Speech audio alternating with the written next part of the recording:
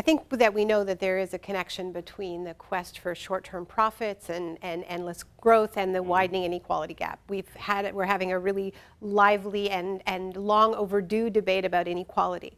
But what I'm arguing in the book is that that same quest for short-term profits, growth above all else, regardless of the costs, is the reason not just why people's homes are being foreclosed on, but why our collective home is being destabilized. Do you argue that if not for capitalism, we would have done better? I mean, we'd also probably not be as far advanced as we are.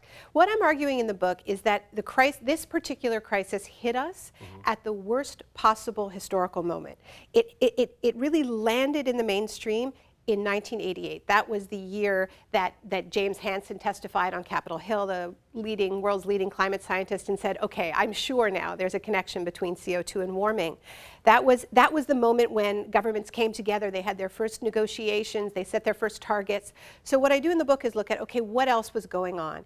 And what was happening in 1988 was, well, the first free trade deals were being signed, the Berlin Wall collapsed, and it was the moment of triumph for deregulated capitalism. So it isn't all forms of capitalism that got us here. It's that in order to respond to this crisis, what we just heard from the mayor, right, you need to invest in the public sphere. Right. You need to decide which parts of the economy do you want to grow and what parts of the economy need to contract. Obviously, we need to contract the parts that are polluting, and we need to expand the parts that will get us off fossil fuels and are already low carbon.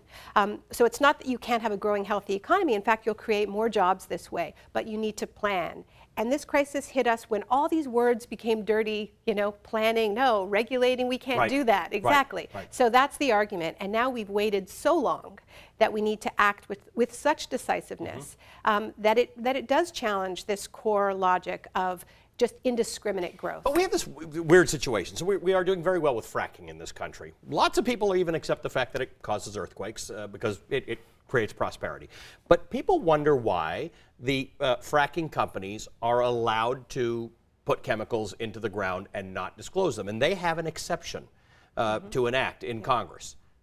That kind of stuff sort of defies logic for most people. Why do these things even exist? Well, because fossil fuel companies don't just have enough money to burn, they also have enough money to bribe, even if that bribery happens to be legal. But we know that this is the wealthiest sector in the economy.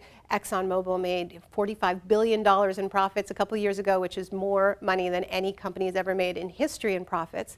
And they have enormous influence over the political sphere. So people want to act. We know we can have a healthier, cleaner economy. We know there are all these knock-on benefits to climate action, like job creation, like your kids won't have asthma, like, we have healthier bodies, stronger communities, better designed cities. I mean, like the greenest cities in the world we know are some of the happiest cities, some of the cities where people have the highest qualities of life. The problem is it's not all win-win. And I think that's the biggest barrier.